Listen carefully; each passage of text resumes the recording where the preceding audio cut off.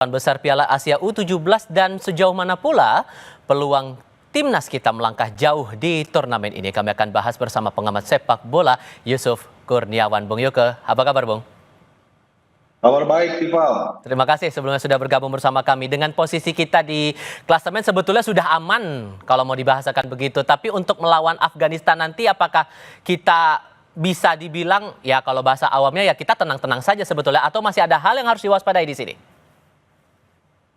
Iya, untuk lawan Afghanistan nanti pasti akan ada rotasi yang signifikan ya, karena tentu tim pelatih akan menjaga betul pemain-pemain utamanya untuk tidak ataupun juga mencoba menghindari kemungkinan cedera kalau tetap dimainkan. Toh hasilnya apapun nanti lawan Afghanistan kita tetap menjadi juara grup kan. Aha. Dengan demikian ini kesempatan recovery sebenarnya untuk pemain-pemain inti, pemain-pemain utama supaya mereka bisa lebih bugar lagi nanti saat lawan Afghanistan. Jadi saya prediksi akan banyak rotasi yang dilakukan oleh Coach Nova untuk mereka fokus ke babak 8 besar, entah lawan Tajikistan atau lawan Oman.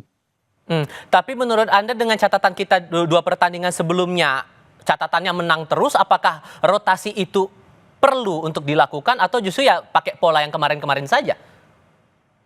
Perlu dilakukan karena ini kan turnamen ya.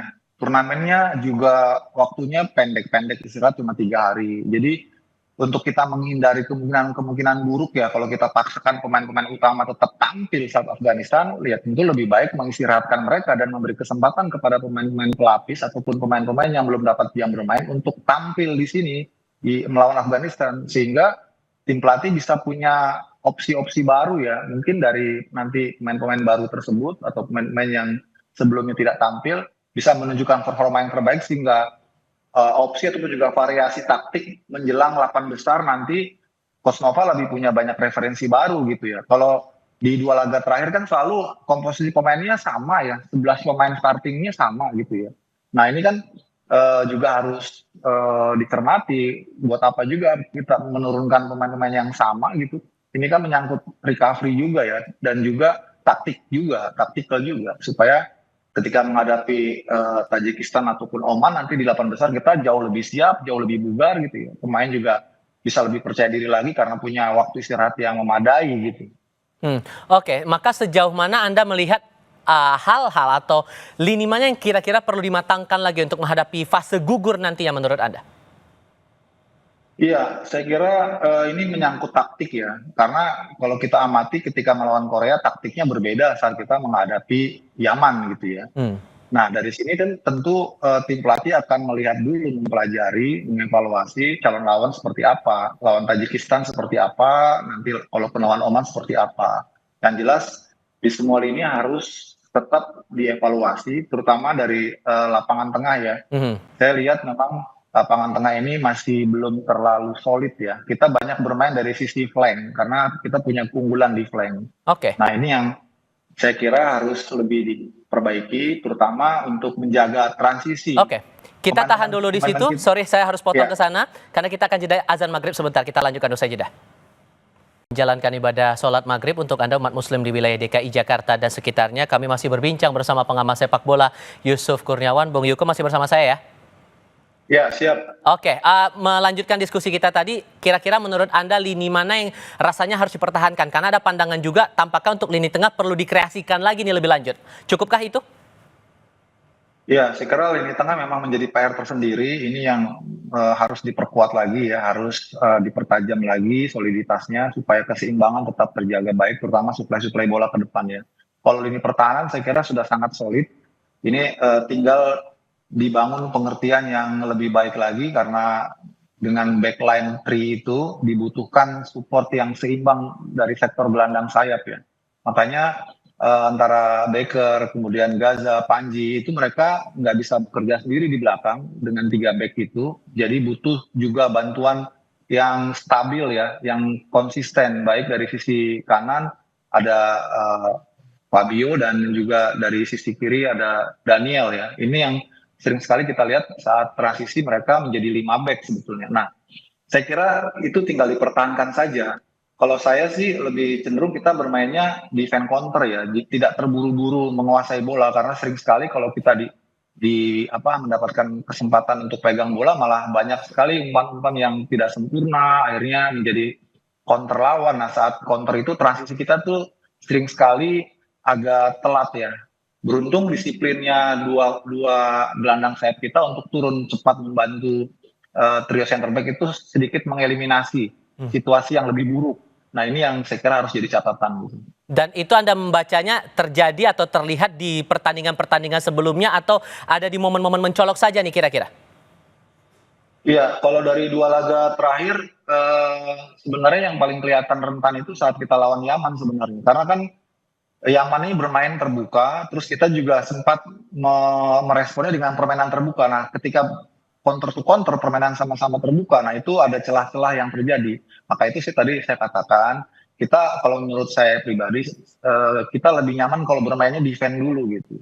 Kalau defend kan kita pasti rapat di belakang kan, lebih fokus menjaga kedalaman, menyerap energi lawan untuk masuk, setelah itu kita patahkan dan kita fast break.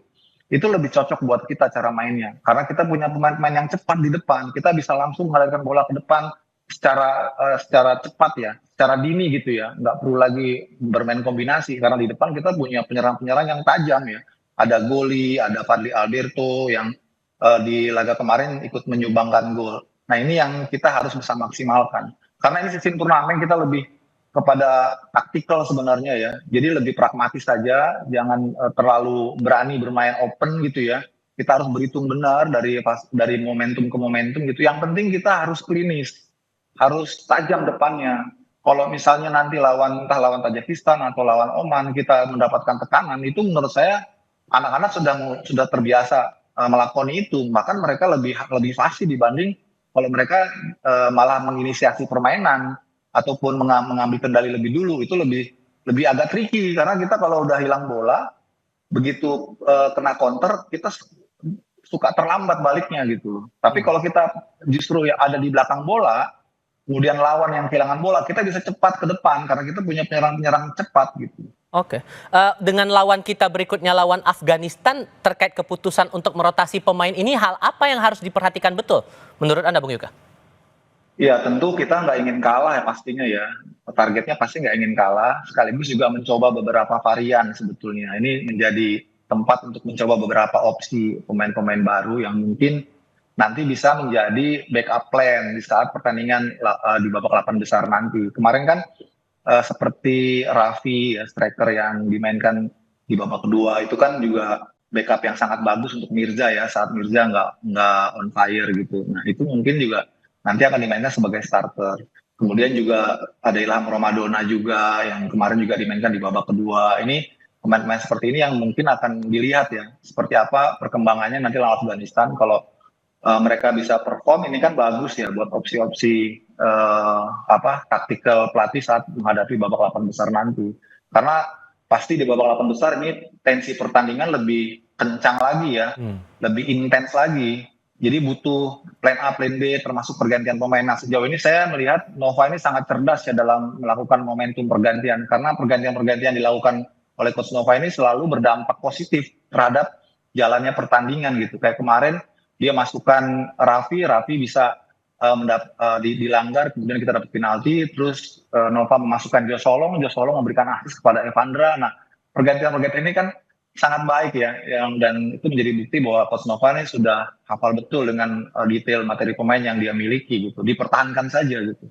Dengan tantangan kita yang makin tinggi seperti yang Anda katakan, Bung Yuke, ditambah lagi dengan calon rival kita di grup D itu kebanyakan pernah mengecap juara kecuali Tajikistan, sehingga ini momen untuk membangun psikologis para pemain kita ini harus betul-betul bisa dimatangkan, bisa dibikin kuat. Apakah ini akan jadi challenge sendiri menurut Anda?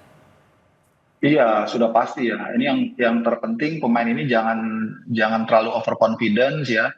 Jangan jumawa, tetap fokus, lupakan hasil-hasil yang sudah mereka raih gitu ya. Mereka bisa konsentrasi lebih baik lagi nanti di babak 8 besar. Itu sih kuncinya. Makanya di tim U17 ini ada psikolognya. Berbeda dengan tim U23 atau senior ya. Ini kan anak-anak ini masih remaja. Di bawah ya. 17 tahun. Iya, masih ups and down gitu ya secara psikis. Jadi perlu dibantu juga oleh tim official dibuat stabil lah mental mereka biar fokus. Maka itu juga Coach Nova kan sudah membuat aturan yang tegas, yang nggak boleh bermain medsos gitu kan ya. Itu kan salah satu cara ya untuk supaya para pemain ini dalam kondisi yang fokus gitu ya. Kalau membaca dari klasemen grup D saja, urutan pertama sementara ini kan masih Korea Utara. Kemudian 2-3 Tajikistan dan Oman poin sama 3. Lalu Iran di posisi terakhir 1 poin. Menurut Anda kans yang paling kuat kita akan lawan siapa kira-kira ini? Sepertinya lawan Tajikistan ya. Walaupun saya nggak bisa meraba-raba pasti, cuma kemungkinan karena Tajikistan ini punya materi pemain yang cukup baik ya, dari sisi postur, kemudian juga strength-nya mereka ya, dan mereka pasti juga ingin menunjukkan diri karena mereka jadi satu-satunya di grup itu yang belum pernah mengecap juara. Tentu motivasi mereka lebih besar.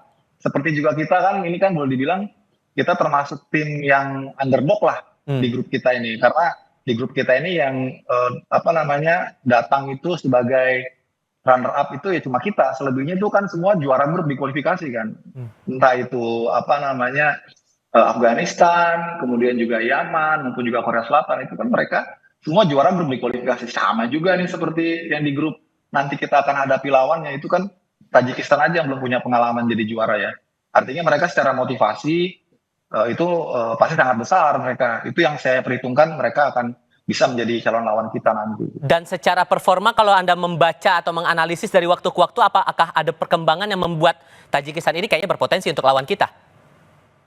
Iya, karena Tajikistan ini tim Asia Tengah seperti halnya Uzbekistan ya. Tim-tim yang sangat tangguh, sangat militan ya. Karena ini juga tidak lepas dari kultur negara mereka yang memang istilahnya struggle ya, sehingga setiap duta-duta olahraga itu kalau main buat negaranya itu wah motivasinya luar biasa. Dan memang tim Asia Tengah seperti Uzbekistan, Tajikistan, Kirgistan itu sekarang sepak bolanya sedang berkembang baik gitu. Itu yang kita harus waspadai. Kalau untuk power kemudian performa, apakah ada yang harusnya diwanti-wanti juga oleh Indonesia kalau kemudian kita akan menghadapi Tajikistan kemudian?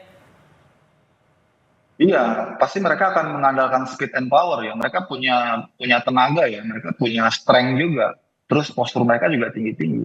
Tapi secara umum sebenarnya lebih ke mentalitas aja sih, karena kita juga udah pernah ngalamin itu kan lawan Korea ya. Bagaimana kita dikurung gitu ya selama 90 menit. Tapi karena mentalitas pemain kita sangat baik, tetap mereka bersabar, mereka disiplin dengan game plan ya, pada akhirnya kita bisa juga kok gitu ya menyudahi perlawanan tim lawan yang secara di atas kertas superior gitu ya, seperti Korea. Jadi kita nggak usah khawatir. Jadi lebih ke bagaimana menjaga mentalitas para pemain, karena game plan nggak perlu lagi banyak diubah-ubah. Fokus aja dengan cara main kita sendiri gitu ya. Yang penting fokus, tidak boleh lengah sedikit pun, terutama di awal-awal pertandingan ya. Itu menjadi kunci soalnya, karena ini turnamen, itu gol pembuka itu menjadi satu hal yang sangat krusial. Kalau kita dapat lebih dulu gol di awal, itu menjadi tambahan motivasi buat kita seperti ketika menghadapi Yaman kan. Tapi kalau lawan yang bikin gol lebih dulu, nah ini yang ujian ataupun tantangan yang kita belum hadapi nih di turnamen ini. Itu yang kita harus hindari. Makanya di 15 menit awal itu sangat penting sekali kita menjaga clean sheet. Jangan sampai kebobolan sambil menakar kekuatan lawan, menakar cara main lawan gitu. Baru kita meresponnya. Kita lebih cocok bermain dengan sepak bola reaksi sih ya, bukan sepak bola proaktif gitu. Karena karena kita ini kan kayak diesel juga ya, modelnya lambat panas gitu ya. Ya ini tipikal anak-anak Indonesia memang seperti ini. Tapi kalaupun melihat Anda memprediksinya kemungkinannya Tajikistan. Cuman kalau melihat posisi Iran walaupun masih di dasar klasemen grup D, tapi pernah ada riwayat saat uji coba mengalahkan timnas kita, masih mungkin nggak kira-kira nanti melawan kita di 8 besar kemudian? Masih mungkin, karena Iran juga masih punya peluang ya. Karena walaupun dia poinnya 1 kan, dia kalau menang nanti poinnya 4, sementara pesaingnya seperti Oman atau Tajikistan slip misalnya, kan bisa jadi Iran malah yang runner up. Nah itu menarik tuh. Karena kita punya pengalaman kalah dari Iran kan. Nah itu sebenarnya bagus. Artinya kan mungkin Iran nanti akan lebih percaya diri ya, merasa udah pernah ngalahin kita di uji coba, kita menjadi underdog. Wah itu bagus. Sebenarnya itu yang kita tunggu gitu. Jangan sampai posisi kita malah difavoritkan. Kita kalau difavoritkan tuh agak ngeri-ngeri sedap juga ya. Nanti anak-anak jadi overconfident, terus ngerasa terlalu percaya diri, malah nanti jadi kontraproduktif. Kembali psikologis lagi PR-nya kan ya? Iya, betul. Oke, tapi kalau masalah untung-untungan, kalau menurut Anda memprediksi Tajikistan, tapi kalau melihat permainan yang ditunjukkan oleh 4 negara ini, Korea Utara, Tajikistan, Oman, Iran, memang posisi kita diuntungkan kalau Tajikistan, atau ada negara lain? Sama aja sih sebetulnya sih, karena masing-masing punya kekurangan dan kelebihan ya. Tidak ada yang mudah. Karena kalau di babak 8 besar itu semua lawan tuh udah teruji di grupnya masing-masing dan udah pasti punya kelebihan yang harus kita antisipasi. Saya tidak mau mendahului ataupun memilih prefer ke salah satu tim ya. Saya kira sama aja, tinggal pendekatan taktik aja. Mau seperti apa Coach Nova ini menghadapi lawannya nanti, apakah Tajikistan, apakah Oman, apakah Iran. Cuma tadi saya katakan kalau kita ketemu Oman itu atau negara Arab itu kita udah punya pengalaman yang baik di sebelum-sebelumnya gitu. Kita pernah ngalahin Kuwait juga di kualifikasi gitu kan. Jadi kita punya referensi lah bagaimana cara menghadapi tim Timur Tengah. Justru kalau Tajikistan yang saya khawatirkan karena kita masih agak gelap nih dengan referensinya. Kan negara-negara Asia Tengah itu nggak terlalu banyak video-videonya ya. Beda dengan Asia Barat yang banyak pertandingannya gitu ya. Jadi bisa diambil banyak analisisnya gitu. Optimis boleh, strategi harus realistis dan memastikan psikologis para pemain kita juga tetap keadaan kondusif untuk menghadapi pertandingan berikutnya. Bung Yuke, terima kasih banyak sudah berbagi pandangan bersama kami kali ini. Selamat malam, Bung. Sama-sama, Tifa. Malam.